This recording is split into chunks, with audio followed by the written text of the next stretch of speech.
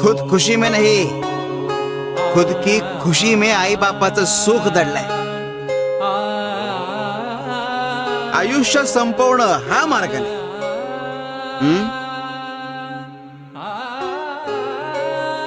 स्वतःचं मोल ओळख.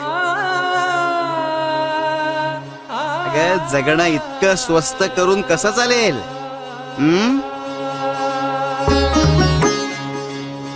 तुला श्वास घेता यावा म्हणून तुझी आई 9 महिने झगडली,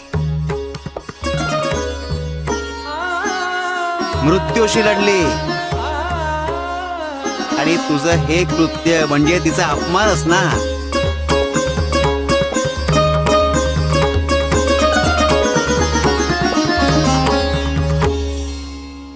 महत्वाचं तुझी स्वप्न, त्याचं काय?